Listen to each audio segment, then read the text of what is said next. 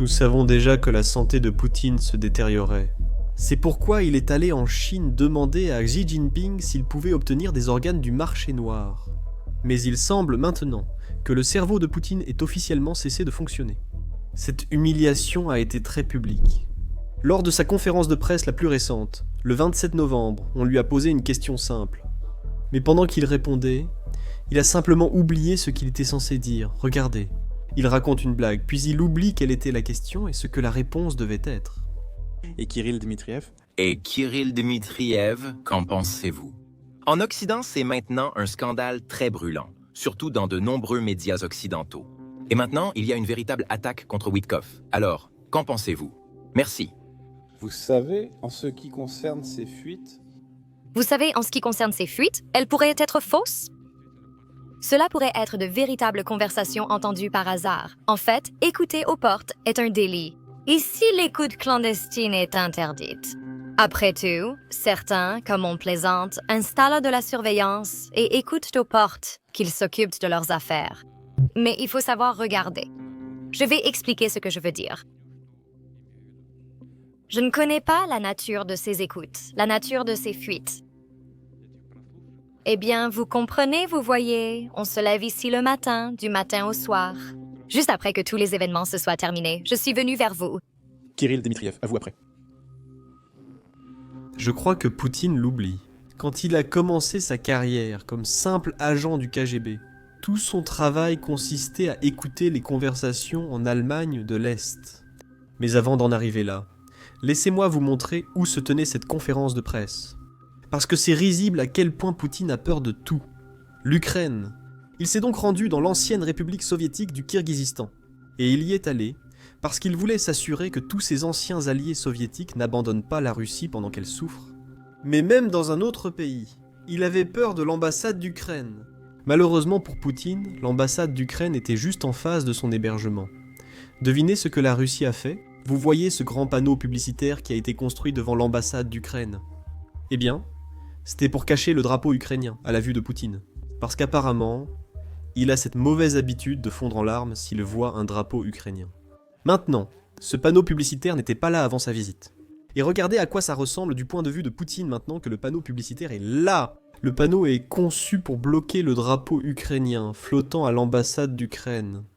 Je sais que certains d'entre vous rient peut-être que Poutine ait si peur du drapeau ukrainien. Mais permettez-moi de vous rappeler que c'est une condition et que nous ne devrions pas nous moquer des personnes handicapées. Maintenant, malheureusement pour Ludov Vladimir, il n'a pas pu éviter les questions ukrainiennes lors de sa conférence de presse. Et là, on lui a demandé « Quand la Russie arrêtera-t-elle cette guerre ?» Eh bien, selon Vladimir, il l'arrêtera une fois. L'Ukraine quitte le territoire qu'elle occupe.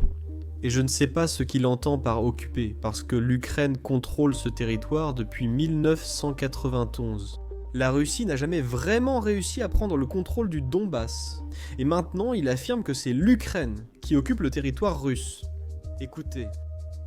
Le monde se demande, Vladimir Poutine est-il prêt à mettre fin à la guerre? Pour soutenir le plan de paix, l'Amérique et l'Ukraine en ont discuté. Aucun signe qu'il soit pressé. Dans l'ensemble, nous sommes d'accord pour dire qu'il peut servir de base à de futurs accords. Mais il serait impoli de ma part de parler de version finale d'un plan puisqu'il n'y en a pas. Il est clair que nous devons nous asseoir et discuter de certaines questions concrètes. Tout doit être exprimé diplomatiquement. Aucune concession du Kremlin sur sa principale revendication territoriale. Mais l'Ukraine devrait simplement remettre à la Russie les parties du Donbass que l'armée russe n'a pas encore réussi à conquérir. M. Poutine a affirmé que les hostilités cesseraient si l'Ukraine quittait ses territoires. S'ils ne le font pas, nous le ferons par la force. Maintenant, selon Poutine, si l'Ukraine ne quitte pas ces territoires que la Russie veut, alors l'armée russe les prendra simplement par la force.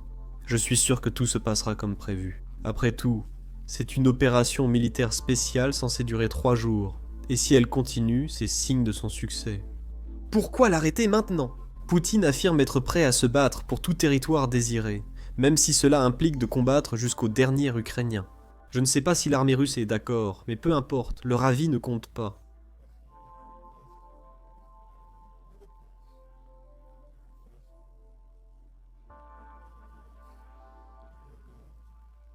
Maintenant, je veux rappeler à tout le monde que le 28 octobre, donc, il y a presque un mois, pas plus d'un mois, Poutine a déclaré publiquement que l'armée russe avait encerclé Kupiansk et Prokrovsk. La ville sera bientôt sous contrôle russe. Eh bien, nous sommes le 29 novembre aujourd'hui, et la Russie n'a toujours pas pris le contrôle de la ville. Donc je ne sais pas si le calendrier russe est différent de celui que nous suivons ici. Peut-être que Poutine veut dire autre chose quand il dit que la ville devrait être russe très bientôt. Mais la ville n'est toujours pas sous contrôle russe. Mais vous voyez, pour les propagandistes russes, peu importe ce qui se passe sur le champ de bataille, tout ce qui les intéresse, c'est ce que dit Poutine. Poutine affirme vouloir bientôt contrôler l'Ukraine et annonce un nouveau calendrier. Selon un propagandiste qui vit au Royaume-Uni, je pense qu'à Noël, les Russes seront dans la capitale ukrainienne, Kiev. Écoutez ceci. Donc, cela dépend de combien de temps tout cela va durer. Mais au rythme de progression, Terence, la paix de la conquête dans laquelle les forces armées russes sont maintenant engagées, eh bien, il pourrait être à Kiev d'ici Noël, certainement avant Noël orthodoxe, maintenant.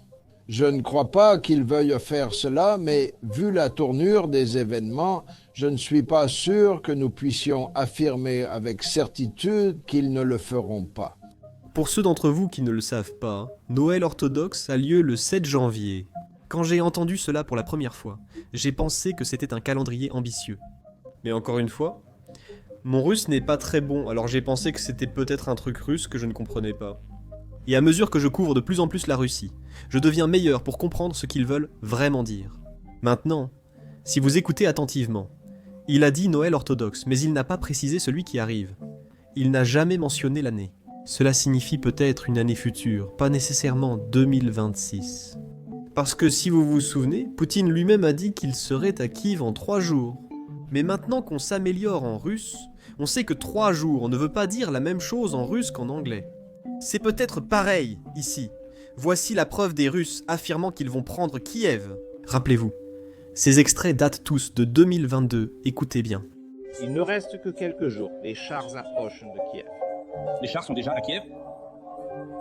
Près de Kiev. Le 3, 5 ou 8 mars? Sourcils levés, et l'Ukraine comprendra tout. Allons-y. Kiev. Cette guerre dure depuis un moment, pourtant nous ne l'avons pas encore. Et Kiev sera prise très vite. 1, 5, 3 jours. Maintenant, comme vous le savez, Poutine a promis qu'il serait à Kiev en 3 jours, et il tiendra cette promesse. Après tout, Lido Vladimir n'est pas le genre de personne à revenir sur ses paroles. C'est pourquoi il faut prendre au sérieux toutes ses promesses. Lors de la même conférence de presse, il a aussi affirmé que la Russie ne compte pas envahir l'Europe.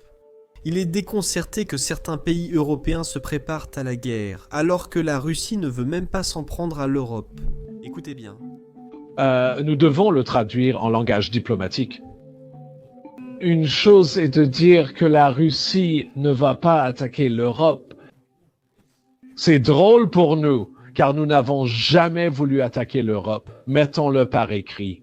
Mais il y a des gens qui ne sont pas particulièrement choqués par les armes. Je ne sais pas, il y a peut-être des escrocs. Ils disent à leur population Que la Russie va attaquer l'Europe et nous devons renforcer notre défense. Je ne sais pas s'ils servent les intérêts de l'industrie militaire ou s'ils essaient simplement d'augmenter leur code politique. C'est très difficile à dire. Nice. Mais n'oublions pas, c'est le même Poutine qui avait promis qu'il ne changerait pas la constitution russe pour faire plus de 2 mandats. Et devinez, nous avons même une preuve écrite, un livre publié par Poutine en 2000, juste avant qu'il organise son élection après avoir succédé à Yeltsin. Dans ce livre, il promet de ne pas devenir tsar. Pourtant, 26 ans plus tard, il reste au pouvoir. Je suppose donc que cette promesse signifiait autre chose en russe maintenant. Il a aussi promis qu'il n'irait pas en Crimée, qu'il ne prendrait pas l'Ukraine. Mais encore une fois, toutes ces promesses ne se sont pas vraiment réalisées. Ce n'est pas sa faute, les gars. On ne comprend simplement pas le russe qu'il parle, donc c'est à nous d'être blâmés. Maintenant, en parlant de ce livre, d'ailleurs, Nous allons sortir une vidéo qui analysera ce livre dans quelques jours. Mais dans ce livre, il parle aussi de ses débuts en tant qu'agent du KGB. L'un de ses emplois était d'écouter clandestinement en Allemagne de l'Est. Aujourd'hui, Poutine a changé. Maintenant, il affirme publiquement que quiconque écoute les conversations d'autrui devrait aller en prison. Écoutez bien. Quant à la fuite, comme ils disent, cela pourrait être faux ou peut-être être une conversation écoutée clandestinement. Ce qui est un acte criminel Un acte en Russie ou fait. On ne peut pas simplement écouter aux portes. Je pense que ceux qui écoutent doivent Suivent leurs propres affaires mieux. Même si tu essaies d'espionner quelqu'un, tu devrais le faire. avec habileté. Je ne connais pas exactement la nature de ces fuites. Merci. Vous voyez que j'ai une journée chargée. Nous avons rencontré M. Witkov avant Anchorage, puis je suis parti en Alaska. Soyez certain, négociations. Et nous, Avons eu des discussions. Cela n'a abouti à rien. dans l'ensemble, Nous avions un accord. j'ai eu l'impression que Nous avons compris. Où nous en sommes et ce qu'il faudrait faire pour arrêter la guerre. Et nous, le président Trump et moi, sommes retournés dans nos capitales, parce que nous, devions réfléchir et consulter alliés, avec nos ministères, avec nos alliés, continuons. et après cela, nous Avons convenu continuer le... conversation. Lavrov et Rubio se sont rencontrés à New York, en marge de l'Assemblée générale, Et ils ont eu un entretien